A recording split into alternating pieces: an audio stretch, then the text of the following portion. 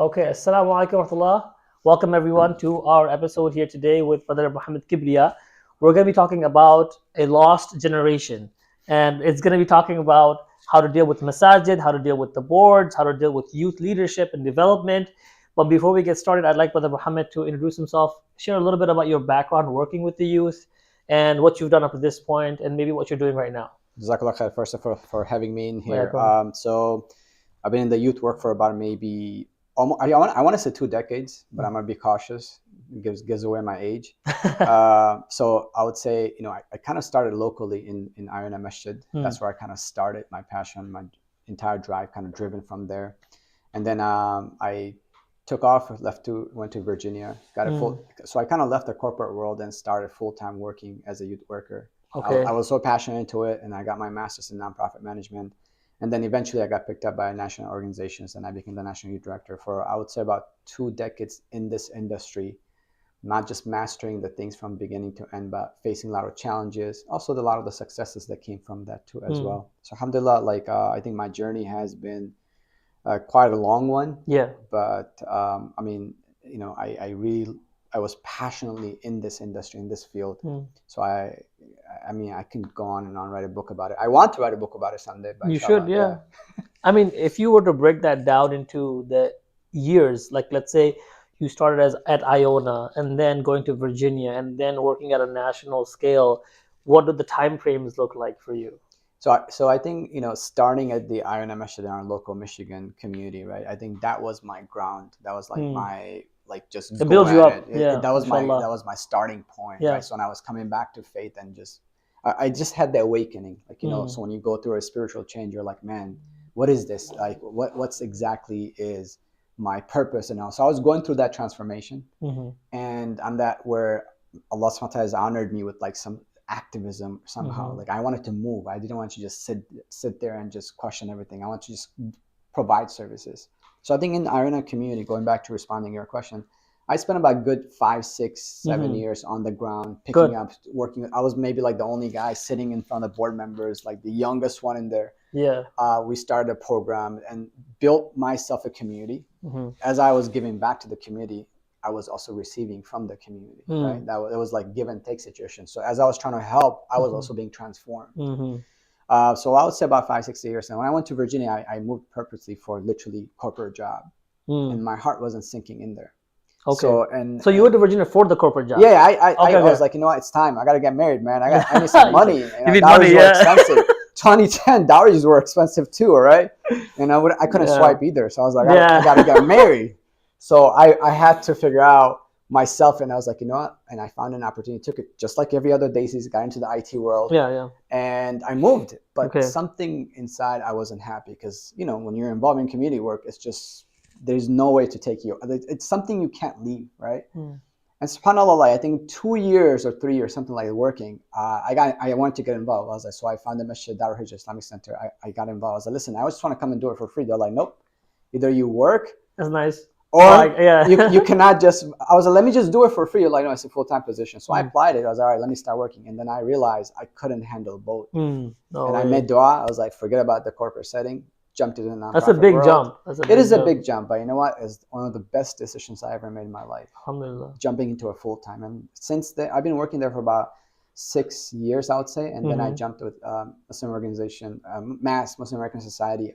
They kind of picked me up and offered me a full-time job at a national level, and then I worked there for about almost 3 years. Okay, mashallah, that's good. I'm glad you mentioned that, and I want to just talk about the first part where you said you were doing the groundwork at Iona. Before we jump into the discussion, I interact with many of the youth, high school youth, college youth. They're very passionate, and I think a lot of them despise the groundwork. They kind of want to go to that position you had at Virginia, or like they want to start off as president.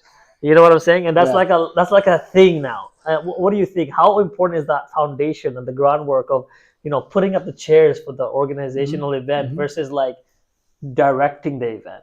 I think nothing wrong with having the passion to, hey, I want to lead. Yeah. But like you said, groundwork is so crucial, so important. Like if I could, I would never chase positions, and I never did. Alhamdulillah. Like and I'm not saying this to like brag about myself. No, it's like a sunnah. I That's how always, sunnah works. I always, and I think like my training and my tarbiyah and the education knowledge that I got, there's so many scholars, name I can mention. I was able to grab the multi-facet of scholars and share a few. This is important. It's good. I learned a lot from Dr. Isra Ahmed, local Amir Mustafa, Omar Muzaffar changed. Definitely, he transformed my life. I know. I always you talk admire about him a lot. Yeah. Shout out to Omar Muzaffar, wherever you are. Because I was able to take different sort of knowledge from different background scholars, but I think like that consistency helped me in knowledge, right? And I'm not saying I have myself a degree or anything, but that really grounded me. So I think learning that, do your part. Yeah. Pick up those shares. Go work behind the scene as a leader, especially if you're a young leader. Don't chase the position. I promise you, the moment you don't chase the position will chase you. It's just a 100%. The law of it's just like way of Allah subhanahu wa ta'ala how it works. It's a sunnah of Allah of how He will honor you. Yeah. But also when the position comes in front of you, don't be shy. Don't be like, some people struggle with that too. Oh, I'm humble. I don't want to be a leader. That's also your ego talking. Yeah. Allah is picking you. You're being picked by the community. They're honoring you the position. Step in if you see the right check mark fits your needs.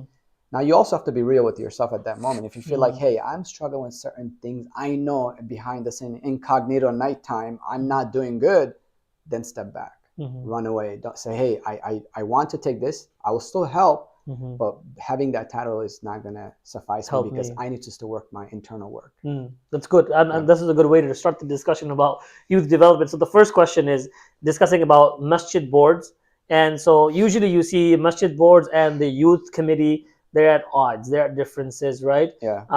And you can speak from your experience, give us an idea of maybe mediations you went through, or what advice do you have from both sides? What advice do you have for masjid boards who are having a hard time with the youth group, or the youth group who's having a hard time with the masjid boards? What have you seen and what do you advise for these hands? Great question. So my success was based on some of these board members and leadership. I think I got blessed to work with some of the amazing board members, and I also worked with some of the tough board members. And just before you get into this topic, right? Yeah. If you go to the Christian community, they have been here the longest. Yes. If you take any of the youth ministry work from there or their book and you read the content, you're going to see the same issue. And I swear, I picked up a book by these Christian youth directors, and I was like, let me see what their thoughts are. As soon as I read like 3 pages, I was just like, wow, they're facing the same challenges I am. Same thing, yeah. They're talking about the pastor being obnoxious, doesn't listen, the board member sucks, doesn't understand our problems, right? Yeah. And I'm like, my God, is he talking about that one I'm dealing with the masjid? Is he talking? And I realized they have gone through similar challenges. And I think it's just human nature of battle between the young versus the old, right? Unavoidable in that case then. Huh? It's unavoidable, it seems. It is unavoidable, but it's workable. Because our community and our tradition is so rich and so vast in not just knowledge but also ways, right? Okay. Because Islam is the way to the Sharia is a way to the path to the journey, right? Yeah. So I think there's ways to work with. It's not that I don't like the terms like a lot of the board members like the youth they're the next generation, they're the next leader. No, they are the current leaders. When you keep saying they're the next leaders, they're gonna be the future. No, they're actually present. So don't these verbiages are important. Yeah, and how do you even define youth? What do you even, I can define that at least in their work terms. Sure, because it's important, right? But going back to your original question, how do you deal with board members? There's 3 things to do. Yeah. Food. Okay. Food. Yeah. Food. Okay. So my relationship with my board members in Virginia and some of them been amazing. Like Hussein Go has been transformative in my life because he was one of the very active board members, right? Yeah. So whenever I needed something, I found, okay, out of my 9 board members, which ones can I go to and win? Which one will give me that blessing? And this is from the perspective as a youth director. Yeah, because if you work with any organization, like even in your versus I'm saying someone who's under the youth director. Yeah. Yeah, I mean, your original question is how does the board and the youth? Like, I mean, even in the community wise, right? You should know your board members. And by the way, don't disregard these board members actually taking their time and being present, doing things because let's be real, we're not getting involved. You know how many young professionals in our community are so active, involved in their businesses and climbing, But when you tell them to get involved in the masjid work or the organization work, nobody's stepping up. We're just like throwing, rocks. Comments and rocks and sitting there. You can't do that. Yeah, it's tough. Right? So I think dealing with board members, why I say food, because look, what's the first thing the Prophet did when he wanted to let the entire community know? Yeah, he invited them over for dawah. Yeah. How many times did he do that? Yeah, multiple times. Multiple times. And then they felt bad. They kept eating their food and they're not listening. And then, so the food, like start with the stomach. Yeah. I mean, I think food in our communities, you can't go wrong. It's a big deal. Yeah. It's a big deal, but, provide the meal, but then also nurture the soul. You got their stomach, but now get to their soul, right? So I think when I met with my board members, I would take them out. I'm like, let's go. Can we get a chai? Can we get a coffee? Can we chit chat about something? I built relationship with them. I built their trust. Then I gave them my vision, what I wanted to do, and I got their support. I had board member who was very strict, right? I had board members that were like, why are the brothers and sisters in the same room? And I had board members like, they're fine. So your opposite, like complete different. Opposite, requirements or expectations. Yeah. But I was able to, talk to both of them. But one of them really gave me like that support system, so I was able to continue work. Right. So I had a remarkable board member. So build relationship with your board members by going out and getting to know them. Who are they? I think that's really something people don't consider. I'm glad you mentioned that, because as youth directors, they kind of look at their team as the people to connect to. Right? You see where I'm going with this? Because if you're the youth director, you're like, this is the team I'm managing. So I'll go out with my team. Everything you said, they're doing that with their team. Right. But not the board members. Because that's a different team. That's a different team. And don't forget, you're like the business analyst. You're like the middle person between the your primary stakeholders and your customers or your clients, right? So you have to really go out and understand their requirements. They might have certain expectations. They might want to, these board members want to flaunt. Look, our youth are doing so well. They want to take that credit at the moment. Give it to them. You're there for sake of God. You're inspiring young people. You're helping. Let them have it. Right? Let them get the credit. Let them look good in their board member status. Look, this board has changed the dynamic. I like the stakeholder example. That made a lot of sense. It's a good analogy. Understand their requirements. Stakeholders and clients. Exactly. Understand their requirements. It's literally like, I think our community work cannot be looked at like this strange worldview. It's take your corporate examples and apply it, and you see how much. Create the system. Create a system. Create a process. That's how Prophet ran.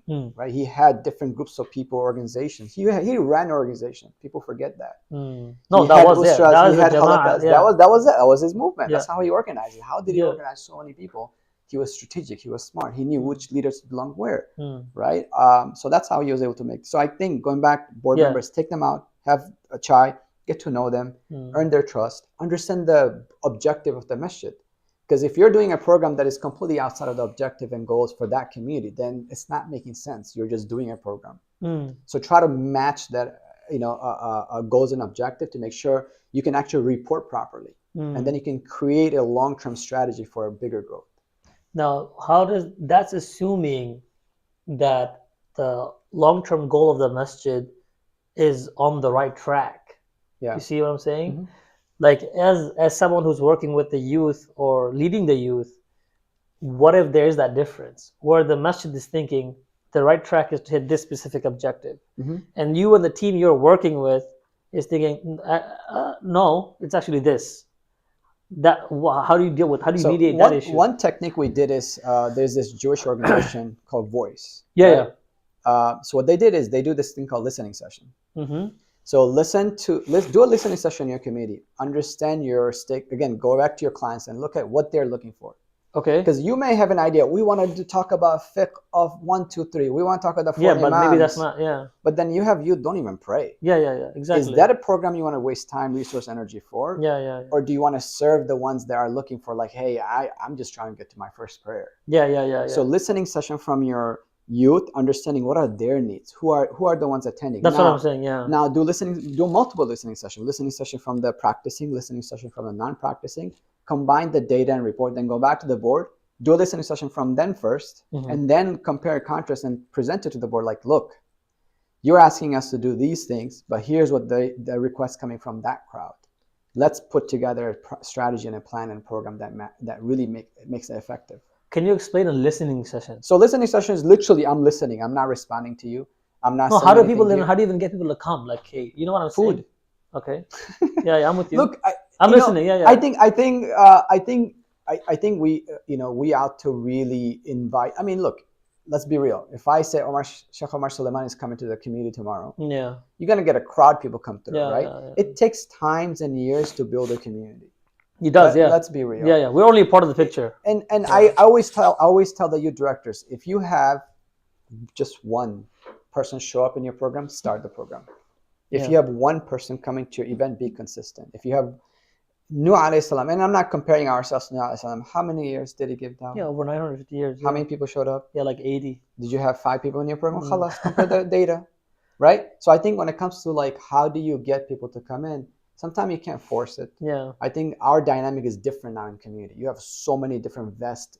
You have people who are, culture, a little bit more culture. You have people who are extremely religious. You have people who are semi-religious.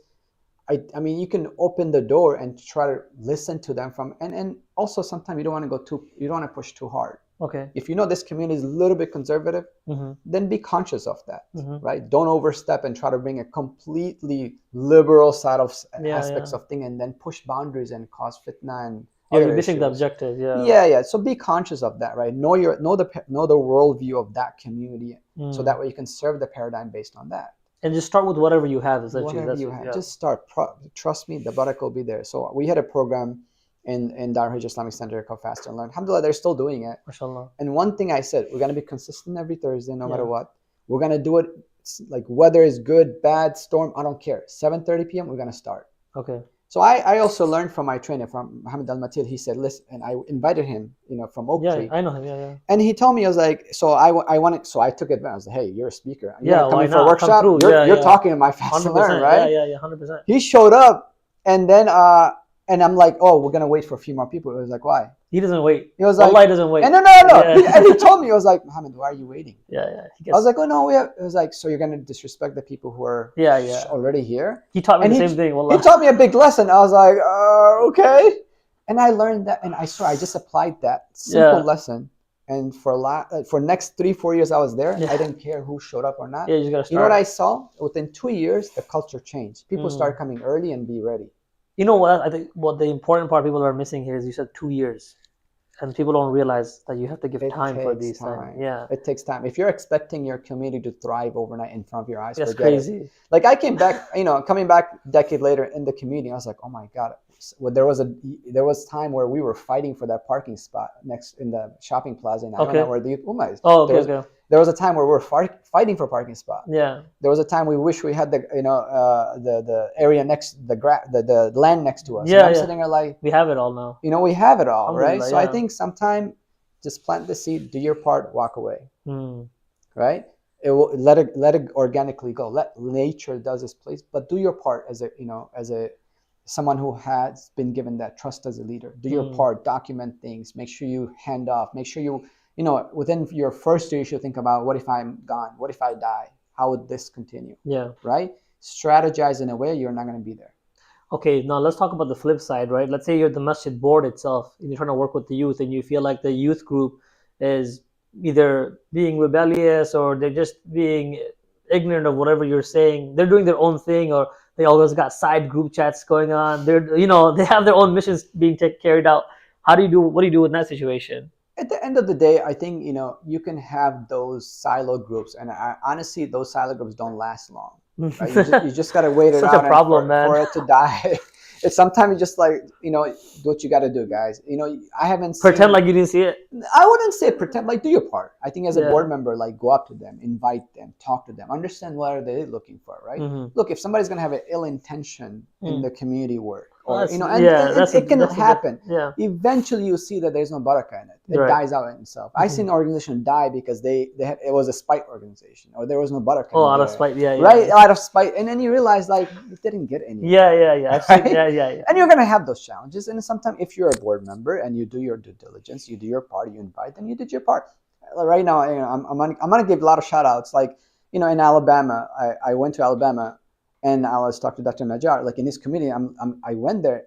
MashaAllah, he's like a doctor. He's in his, I don't know, I'm more like maybe your 60s. I'm gonna get, okay, MashaAllah. Like he's actually carrying the load of the community. He's doing youth program, and he's hopeful. MashaAllah. And there was a time like I'm giving up. I was like, he's like, we're gonna keep going, Sheikh. And he gave me motivation because he told me there was a point in his life he was active, then he went away, and now he's coming back. That's from his experience, right? Right. So like, like there are some amazing amos who are doing some amazing youth work. Yeah. There's another 100%. state. Yeah, there's another state I know, like Brother Abdu, I think, I forgot what's his organization name. He's doing some amazing youth work. He went outside that because he couldn't deal with the masjid, so he started his own youth program and youth organization, mashallah. and he's running it really well. He's catering some youth that are never going to walk into the masjid, but the goal is to take him there slowly, right? So there's strategies you can work with. That's good. And I'm glad we kind of start off with that, right, in terms of how to find the balance between the two. Going into the next one, which is empowering the next generation of Muslim leaders. Before we go into it, what even makes a good leader? Let's define that, and then we can talk about how we can kind of nurture them and develop them over time.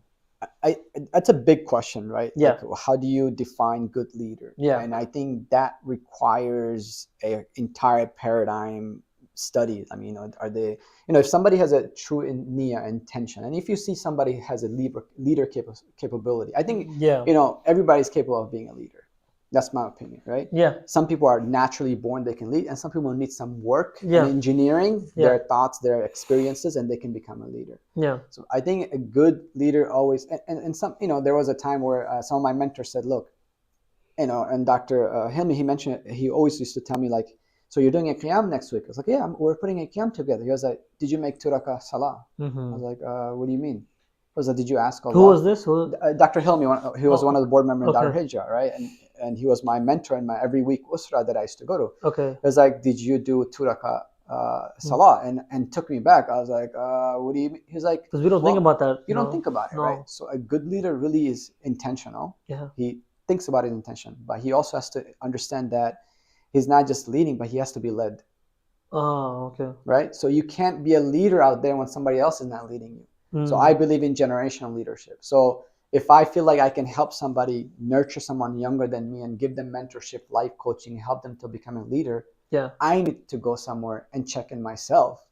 Right? So I have mentors and leaders that help me, put me in check, put me in shape, what I need to go. They have someone they go to. This is the silsila. I mean, this is the chain of that we follow for anything, ilm, everything, knowledge. You have someone to go back to. And I noticed, whether it's in the realm of seeking knowledge with students of knowledge, people who become scholars, the ones who stop that chain and they start becoming the end of that chain for whatever, that's when everything goes left, right?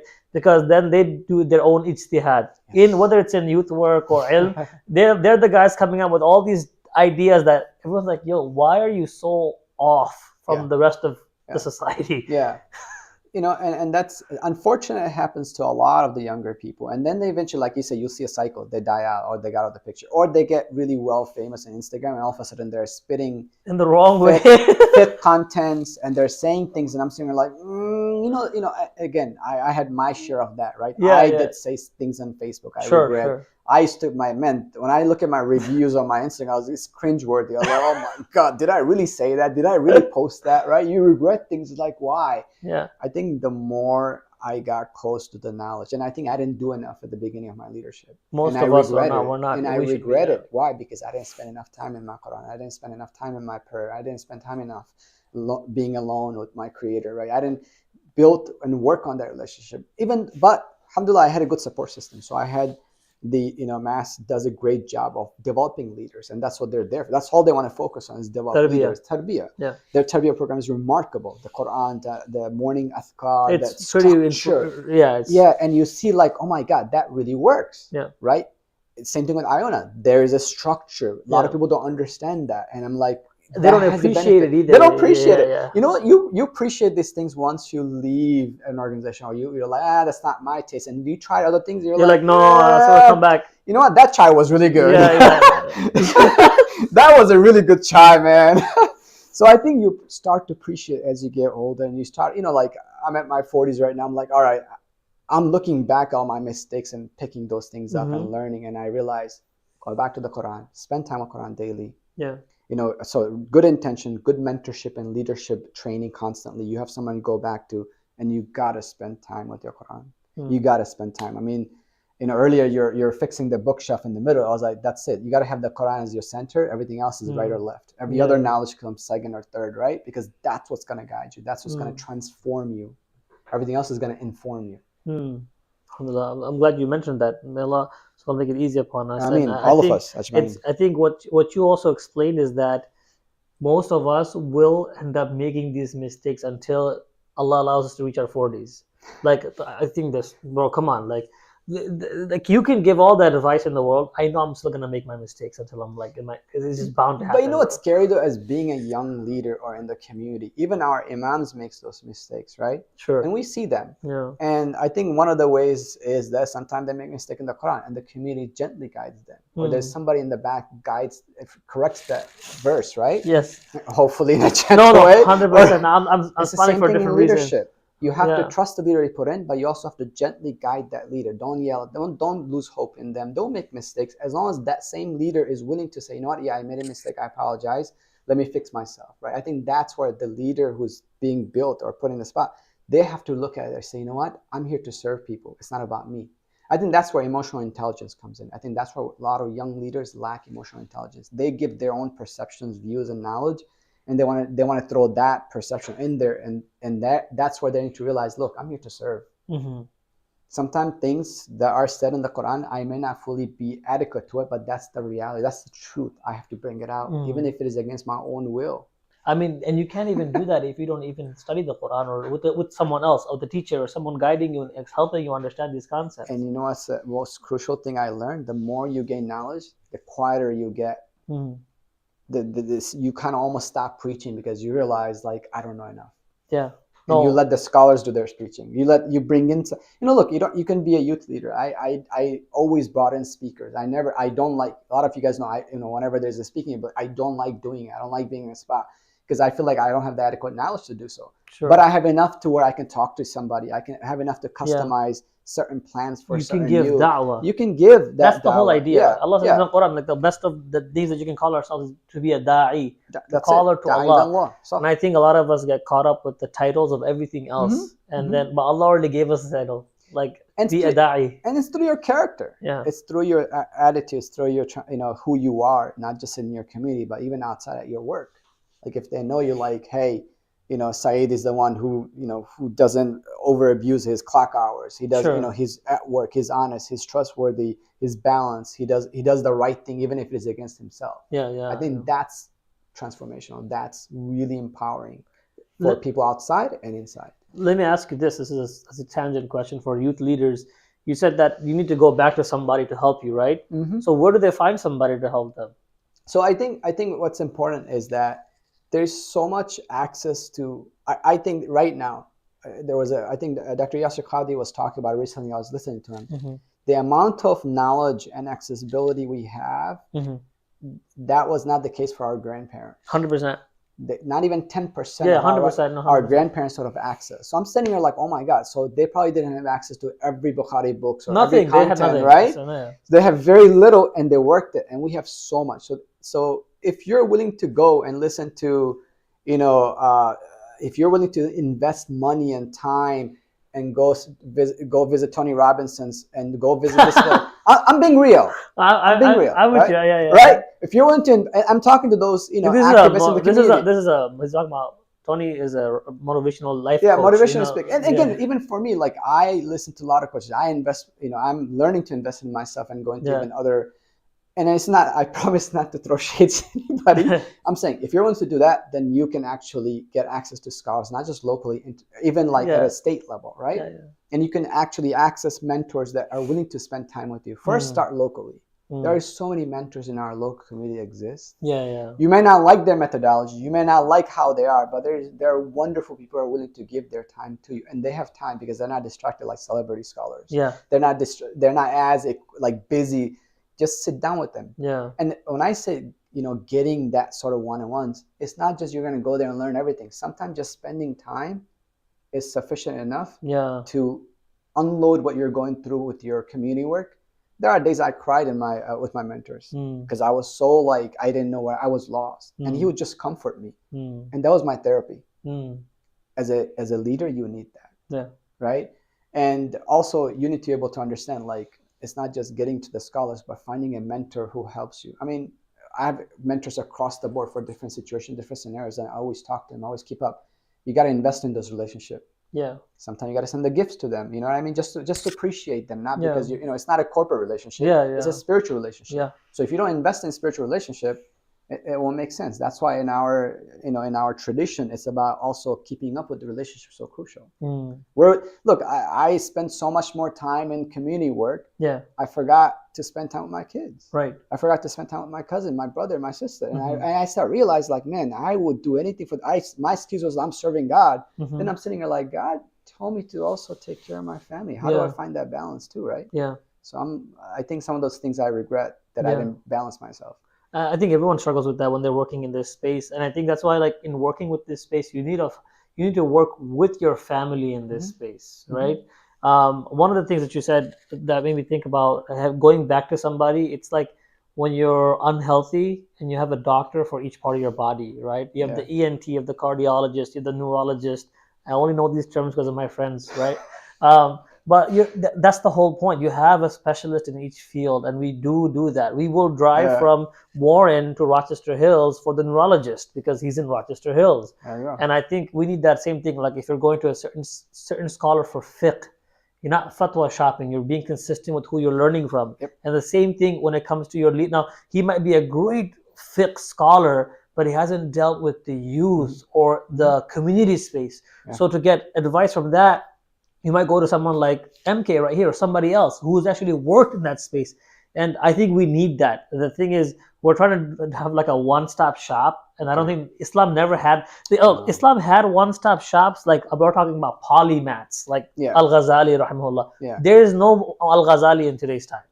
We don't have that anymore. So we have distributed it. So we need to go to each respective branch for what we want to kind of benefit from, right? Yeah, absolutely. And I think, like, especially in the community work, at a personal level, you do have to invest in your knowledge and your spirituality and a deeper, like, there. I think one of the going back to the Al-Matir, he's like, you got to read 30 books for 1 hour speech. I was like, come on, let's be real. I'm not gonna read 30 books. Like, it's almost impossible. But what he made a valid point. You realize when you watch so much, or when you listen or you read contents, you come up with your own concept and ideas. You're able to give that 1 year, right? Yes. And I think that's important. But finding, getting involved in the community, it has such a beautiful blessings on your soul and your body and the barakah comes out of nowhere. I met so many leaders, like, so subhanAllah, like when I started working in Dar Hijrah, I didn't realize people from the Islamic Relief, people from MLFA, people, these are large entity organizations. All the Ammus were sitting in the office. And I'm like, these guys are the startups of the community work, and they're still there. Yeah. They're still there every Friday, and just being in that presence is such a blessing. Knowing that these are the folks that are still involved, and we're not doing enough. I don't think we appreciate the elders in terms of what they established for the foundation. I worry about our generation, man. I worry if we can even do like 10% of what they're doing, and for them, they're not even doing 5% of their predecessor. Right. And I think it just decreases slowly over time. One of the things as a follow-up question I was going to ask is, how do you nurture the leadership? Right, we're talking about that, right?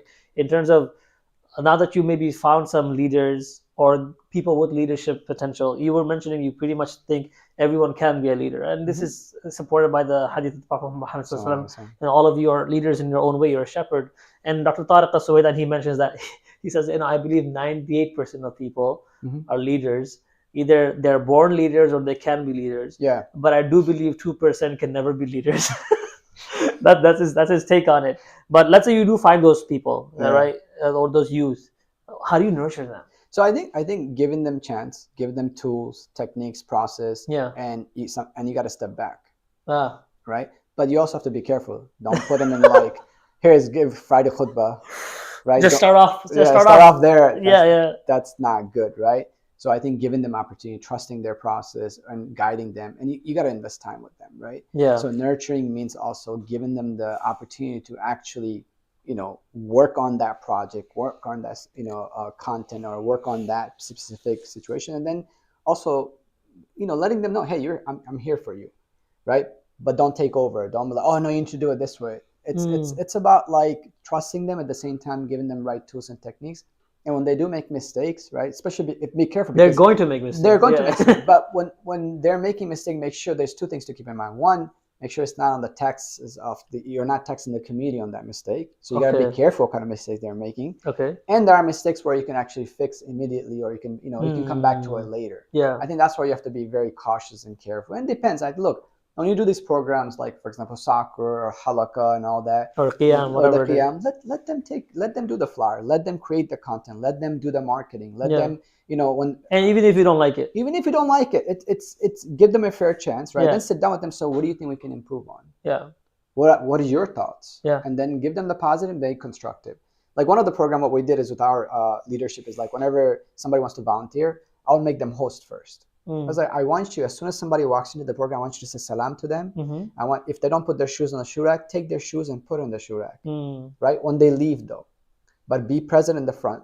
Make sure it's clean, make sure you're welcoming, make sure it smells good, make sure you vacuum. That's the first position I'll start with them, and then see how they do. Yeah. Because I would give them the lowest part of the project. Yeah. And see what their reaction is. Yeah. Are they humble enough to really take that in honor? And, yeah. And then I'll tell them, like, you're doing this for the sake of God. Yeah. And then maybe move them up to the next phase. Like, all right, you're going to give the speaker's gift. You're going to welcome the speaker. You're a speaker host. The MC, yeah. Right? You're going to be emceeing, also taking care of the speaker, make sure they're okay, get them water, let them know their time is running out because they're talking too much, give them a signal. Like, be that's a tough position, wallah. No, man. Like I have that's an awkward position. Yeah, I have had speakers get mad at me, like, oh, I feel like you're disrespecting me. You're studying. I was like, I'm sorry, chef. Like, the time is important. I know you want to say a lot, but you also understand that the time is crucial. It's hard. It's an art. Yeah. It is difficult, but you know what? If you are organized well enough, and you tell the speaker, I need you to understand. When I give you a signal, I need you to wrap it. Yeah. I think it's getting better now. I've noticed it. Alhamdulillah. When because the speakers themselves are tired. Not even that. Oh my gosh, man! I was at the MassCon in Chicago. This is the first time I attended in my life, and I went to these sessions. They were having they were talking about parenting, being like how to be good parents and stuff. And the guy went up there, and you can tell he is knowledgeable. And then there was a sister who went up there. She's extremely knowledgeable, and they gave them 20 minutes each. And I was actually upset as an attendee. Because I was genuinely upset. I was like, come on, dude. Like, they went to the peak of what they're trying to explain about how to raise kids, and they actually stopped. They stopped them on the spot. They stopped they gave them the 5 minutes. Yeah, the 5 minutes. The 5 minutes came up. It was a very obvious 5 minutes because the MC went up on stage to let him know in front of everybody, got 5 minutes.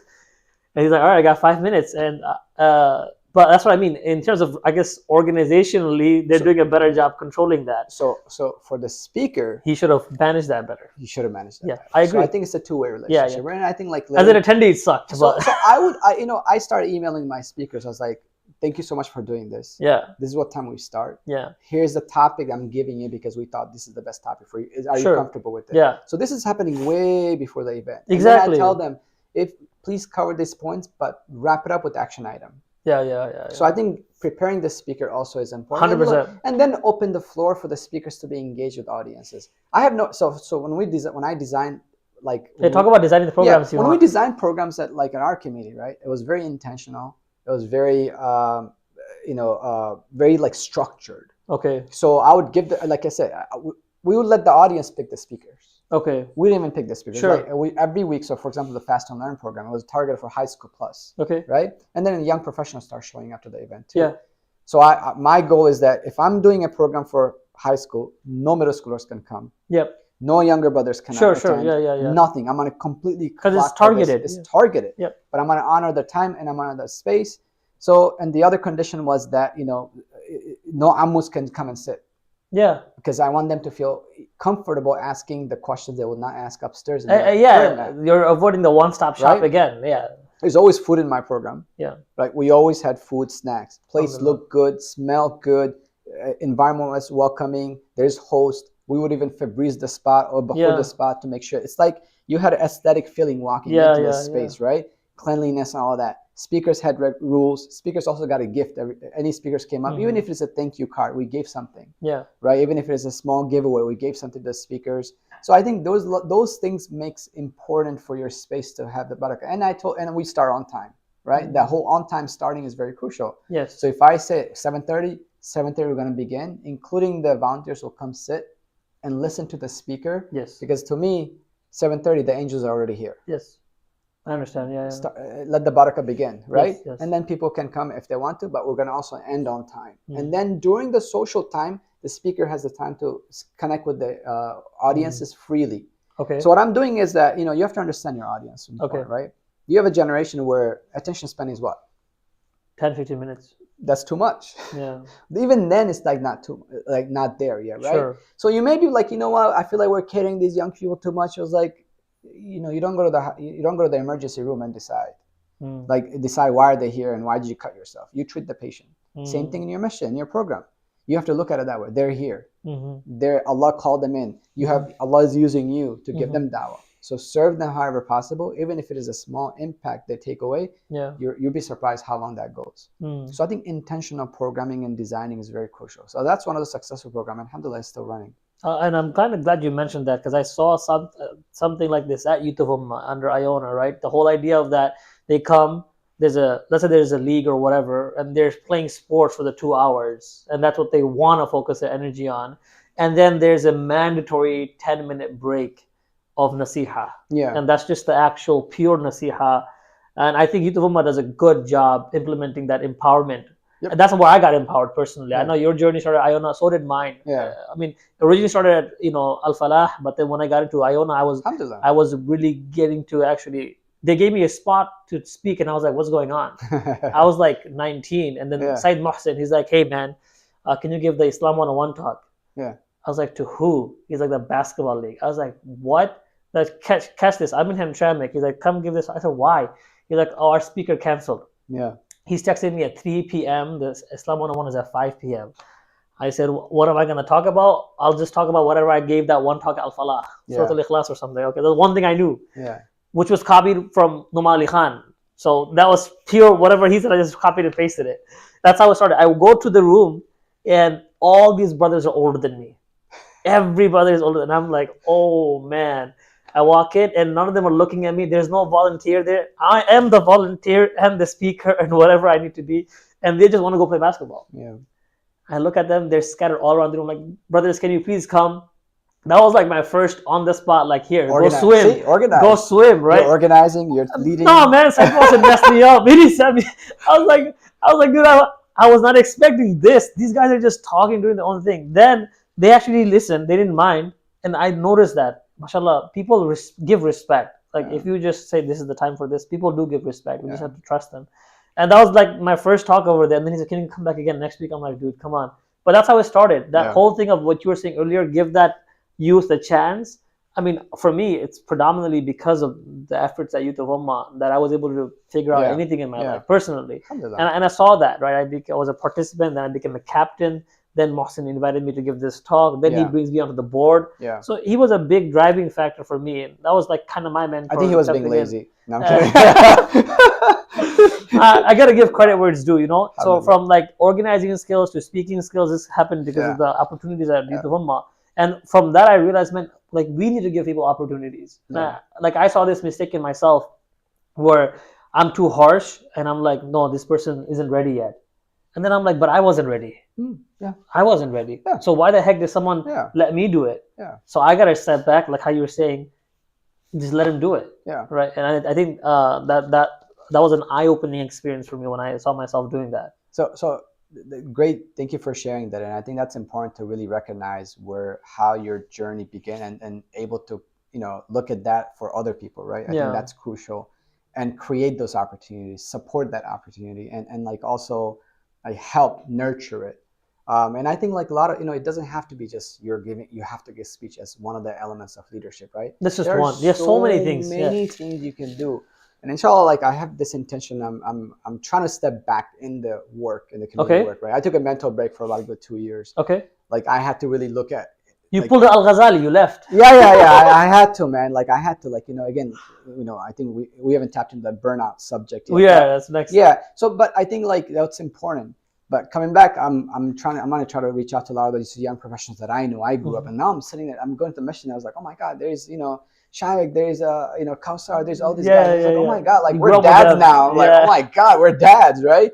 But then you have this alpha generation. Yeah. Like if you look at the so going back to the question I want to respond to, how do you define youth, right? Yeah. So if you think about the youth generation, you got up to 40. Yes. That's youth Yes. Yes. considered Yes. up to 40. Yep. So you can serve in your community at 40, up to 40 years in your youth department. Uh-huh. So, and the way you bracket this category is anything under 10, right? You can create a program for under 10. Uh-huh. You can create a program for under 15. So you have the middle school. So you have pre-middle school, if Yes. you like Mommy and Me project, Yeah. Yeah. right? Yeah. And Youth of Huma you guys have. Yes. Then you have the middle school project that you can do, Yeah. because that's a really crucial age. Middle school is the last molding stage for young people. If you can really tap right here, That's crucial. Yeah. yeah. Oh my gosh. If you can tap right here, you actually are gonna do a phenomenal with some of the youth work rest Yeah. of the years to come, right? They're And- overlooked so much. oh yeah.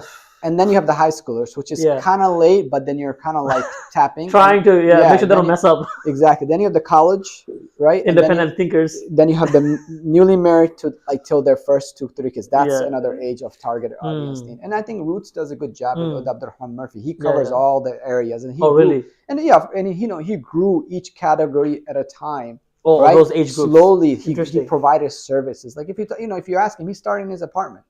Oh, wow. He started his I apartment. thought it was just for college students or No, something. no. Well, I didn't know that. He has a program for moms only. He has a program. Sometimes you'll see in his flyers, you say he has a program for like 30 plus only. 25 plus only. I was like, that's smart, because he's being strategic about which audience. I saw that. target. Yeah, exactly. So he strategized their age really well, Yeah. and that's a really successful community story to really share and understand how they function. I know he's been very effective. I've seen some of the work Oh, yeah. they've done online. I went up to him. I was like, hey, can we start like expanding? And he didn't want to. I was like, I thought it was like, why replicate something when it's something out there? But he, his community didn't want to do that, because like, look, once you become like large entity a staple, like that, yeah. it becomes a problem, right? Yeah. Because It might give you a bad look if it's somewhere one else. bad incident, all of a Yeah. sudden a bad repetition, all that. And at that time he wasn't ready either. So I was like, all right, khalas. I makes tried a few times with some of these organizations to replicate some of the programs. Okay, so I guess when you are organizing, let's talk about the burnout scene real Yeah. quickly. Like you said, you even took a 2-year mental break and everything. How do you, I guess, prevent burnout, or what recommendations do you have for someone who's in this space? I know brothers such as yourself who've invested. They work 8 to 5 and they're at the masjid after that. You know what I'm saying? 2 hours a day, every day, 10 hours, 15 hours. Weekends, they're there before the program, during the program, averaging, I think, 10 to 20 hours a week on top of their full-time job. That's a commitment. That's a heavy commitment, right? How do you prevent burnout, or what recommendation do you have for them? Is burnout unavoidable? What do you think? I think learning to say no. Okay. So if you feel like, if you don't know how to say no, you're going to burn. Okay. Right? That's why you think they usually burn out. That's the reality of it. They don't know how to say no. They take too much. They don't realize the capacity. And I have gone through that too, right? Just saying yes because you think that because once you're doing something well, all of a sudden the attention is on you. Oh, mashallah, brother Kibra is doing amazing. You got a tap in your shoulder by the imam, by the community members, and all of a sudden like, oh, I'm doing really awesome. Let me just continue doing more. Okay. Not realizing how to sustain it, how to have others help you, how to offshore the program. How do you hand it off to somebody else leading and you're just observing from the back, right? Sustainable system and process that you don't create. What you do is you make yourself as a system in the process. That's so bad, right? That's so everything's bad. Now if you're not there, program doesn't run. Yeah. Right? All of a sudden you're the go-to, you're the key, you're the one everything. So that's a problem. Yeah. You're not creating. You community. go on vacation. There is no fast and learn without MK. Yeah. And I think that's that's how it's to start, though. And I think that's what happened with me, right? When I left the community, people were like, "Oh, Kibra is leaving. What are we gonna do?" I'm saying, and then subhanallah, like, hey, there was a barakah. They figured it out. Yeah. And I'm not saying that I was the only one doing it, but they came together, realized like, hey, we gotta sustain this, right? Yes. And I realized if I didn't step back, I would still be putting the chairs together for the program. Yeah. And there are times where I was putting chairs together and they were standing and talking. I was like, what's going on? What's going on, guys? Like, you're not you're chit-chatting. You're not actually doing the work. Yeah, right? So I think leading at that time, I didn't have the full capacity of knowing, hey, you're going to do this. Yeah. You're going to do that. I didn't also... Delegating tasks. I didn't delegate enough at that time. I also took it all on myself. Yeah. I used to sleep there, dude. Yeah. Like, I was sleeping there. Like, I mean, that was my first home. Yeah. Reality, I right? understand, yeah. So burning, not saying no, not delegating, not understanding your capacity, and then that's where burnout happens. Yeah. Right? There's the work burnout. Then that affects your mental burnout because your own life is not, also a balanced approach because now you're affecting your home. Your spouse is not happy. Your kids are not, sad. Always giving you the look. Trickle down effect. We're not winning anywhere. Yeah. And guess what? That's not the first question God's going to ask you about the community work. It's not. It's not. No. So don't make yourself like you're the, you're changing the entire community. That's not on you. I think one of the things, so when I was involved back at Yutavuma, I used to be part of the basketball league. So I used to be part of the Islam 101 before the league. Yeah. But I used to be there to set up Islam 101. Then I would go to the league, whether it's a basketball league and soccer league, and I'm one of the captains there or leading the program there. And then after that, I have to be part of the cleanup team. So I come back to the youth lounge and finish cleaning up. And then I teach Sunday morning at Iona. So I used to sleep Saturday night at Iona. Does that make sense? So then I just wake up in the morning, so I'm not late to teach, and then I would just teach. So when you said sleeping over, I was like, yeah, I know what that feels like. But because at that time, the board members are like, oh, you're doing a good job. You're like, you feel like you also have to live up to that responsibility. You have to, and you do enjoy it. I like, of course, no doubt about it. Otherwise, we wouldn't do that. Right? Look, I think the enjoyment is there, but you don't realize you are slowly. Yeah, you're losing your own potential in the process. Yes. And one of the things that I mentioned, I told you I was gonna share this part, is that I don't believe in actual burnout. I believe in inefficiency, which is essentially the same thing you're telling me, right? And is that people keep saying that, and oh man, also like a false frame of reference. So I talk about this a lot with volunteers, right? Is that you're burning out because you think you're burning out. Like you're psyching yourself into burning out because you think you're so important. I'm sorry to say it like this, but let me explain what I mean. So when I give you a position, and your position is lead of the Qiyam committee, and now you're like, I'm the lead of the Qiyam committee. Okay, relax. Let's talk about the actual roles and responsibility of the Qiyam. The Qiyam happens once a quarter. That's once in 3 months. Yeah. You are only programming one program in 3 months. With that, you just need to schedule one speaker who's going to give one talk. Yeah. And you have a team of 5 other volunteers who are helping you with designated slots. Yeah. You're not doing much. Yeah. But people feel overwhelmed when they hear just the term itself. I see. So what I do is I actually break it down to the T of how much time do you actually need to give. So then I say, if you're the Qiyam, you need to have one meeting every 2 weeks until the month of the event. So that's 2 meetings in a month. That's 2 hours in a month. Is 2 hours in a month a lot for you? Oh, not really. Okay, so January and February, that's just 4 hours. Yeah. Got it. The day of the Qiyam is 4 hours because the Qiyam itself, that's 8 hours. And then that month you have 2 more meetings. That's 10 hours. 10 hours over 3 months. Yeah. This is what you were doing. Yeah, it's not so bad. Yeah, it's a better to break it. Yeah. I do that every time to take away this misconception that people have that I'm doing so much. I'm like, you're not. You're most likely panicking because Muhsin taught me this, right? You're being reactive and not proactive. So that meeting that you're supposed to have twice a month, you didn't set the agenda item until the day of the meeting. And now that's such a big task. What are we going to talk about? And you're doing all these things and you're being reactive. And now you feel like you're doing so much. That meeting is still 1 hour long. You just didn't plan for it.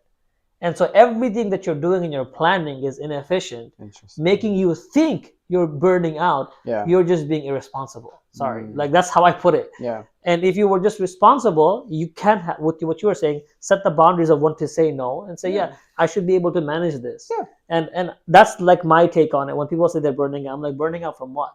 And I think, what if you're burning out from work and not the community work? What if your actual job is burning you out? What if your relationship with your wife is burning you out, but you're just looking for an outlet to say it's the youth work? Yeah. There are so many things burning us out. Yeah. Maybe we're inefficient at home with our parents. Yeah. And I think that's where the new leadership that are coming in the pipeline, knowing where they're coming from, knowing them personally, knowing their capacity is also important before you even hand it off to them. Like, no, you can't. You have final exam coming next week. You have to be mindful of those things. I think also before you assign, you kind of understand where these personnel, where they're at in their life or where they're at with their responsibility, and be cautious of handing it off. 100%. It's not worth it. And then again, if the intent, and always if renewing in the purpose, why are you doing it? Right? Who's coming to this event? From the moment you make the intention of being in here, you're going to get ajr and reward. So I think you have to remind people of the good that you'll get from community work. And obviously, it's not something tangible in your hand. No. It's a spiritual reward. There's a barakah coming in your life. There's a potential, right? So I think that's also reassurance.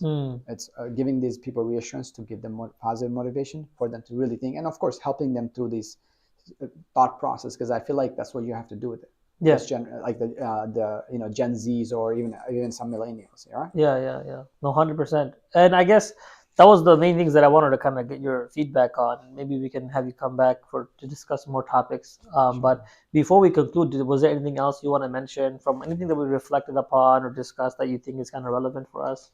I think, like, I mean, Jazakallah for having and even having this discussion. This is a very this is the niche of work in the community that is literally in the corner somewhere. Yeah. Right. And it's for those people who are in that corner to watch and benefit yeah. from. Yeah. And you know what? Like, my doors are open. We always can sit down and strategize and brainstorm things. And I think coming together and understanding and doing the community work is more. There's a more barakah. That's why it's called community work. It's not a single person work. Yeah. It's an effort that we all have to put together to sustain our community and understand the challenges and help each other. Right. Yeah. We have to create that village, intentional village. So the fact that we have so many masajids, but we have to intentionally build those masjids too. It's not just opening a bunch of them. It's about coming together and building them and sustaining. So investing in people and not the actual people building. Are the most crucial part of the community. Yeah. Right. The space, the building, all that will come. Yeah. It will be there. Yeah. But if the people are not there, there's got empty space. There's no barakah. There's nothing. Yeah. Right. So I mean, I think, may Allah bless you guys for whoever is involved in doing it, right? Like right now, my son is 10, and I'm like, oh my God, like, Jibreel. like how do I give him, like, I'm trying to be a better dad by reading, learning, and taking more conscious steps, right? So it's like, I may took a break from the community, but I'm like looking at home, I was like, you can't take a break from home. I can't, right? So I have to be involved. I have to be proactive. Yeah. But renewing my intention and coming back to the community. Of course, I have a double intention: serving the community, also serving the same community that will serve my kids. Yes. Right?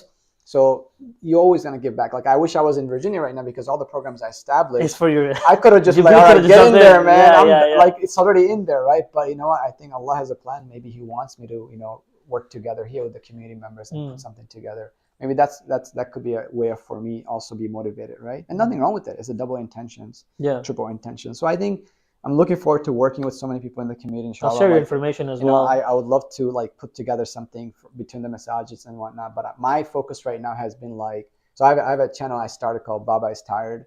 So learning because I feel like, I always like to go into a niche where it's not tapped. So if you look at our community work, there's so much talked about fiqh and this and activism and mothers and there's so much but there's nothing about fathers. I haven't seen anything in our community that emphasize about. And the dads. sisters at Mommy and me always say, "Where's Daddy and me?"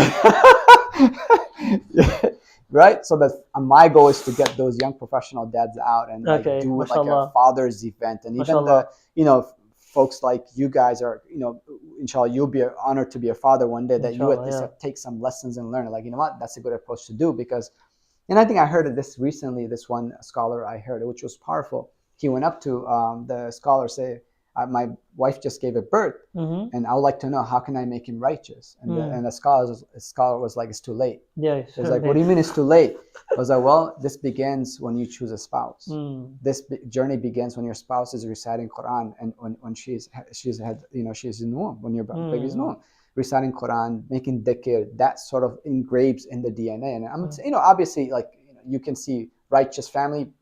The Satan kid. You see the Satan family, righteous child. Yeah. There's that perspective. There's always that, right? But I think also preparing, and I think those you have to do your part. You have to do your intention. You have to do your part. You have to do your best and work towards that. So I think that's my next project, and I'm focusing on.